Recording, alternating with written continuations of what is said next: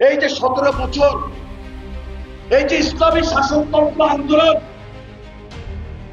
চরমোনাই পীর বলে, পীর নয় ভণ্ড।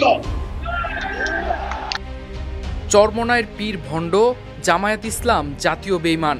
সোমবার লক্ষ্মীপুরে বিএনপির সম্মেলনে এসব মন্তব্য করেন বিএনপির যুগ্ম মহাসচিব শহীদ উদ্দিন চৌধুরী অ্যানি। তিনি বলেন, তারা 17 বছর ধরে এ আন্দোলনে শেখ হাসিনাকে স্থায়িত্ব দিয়েছে এবং দেশের ইতিহাসকে কলঙ্কিত করেছে।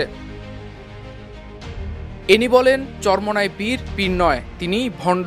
2014, 18 ও 24 সালের নির্বাচনে তারা শেখ হাসিনাকে সহযোগিতা করে স্থায়িত্ব বাড়িয়েছে। জনগণের কাছে তারা জাতীয় বেঈমান হিসেবে পরিচিত। তিনি আরও বলেন, আজকে ইসলামী দলগুলো যে থ্রেড দেখাচ্ছে, মিছিল করছে, মিটিং করছে, নির্বাচনী পরিবেশকে বিঘ্ন করছে, কিন্তু আমরা দৃঢ় ঐক্যের মধ্য দিয়ে এগোতে চাই। জিয়াউর রহমান বারবার যা বলেছেন তা আমরা অনুসরণ করব। ইস্পাতের মতো কঠিন ঐক্য আমাদের প্রয়োজন। নাইমুল ইসলাম, বিপ্লবী বার্তা।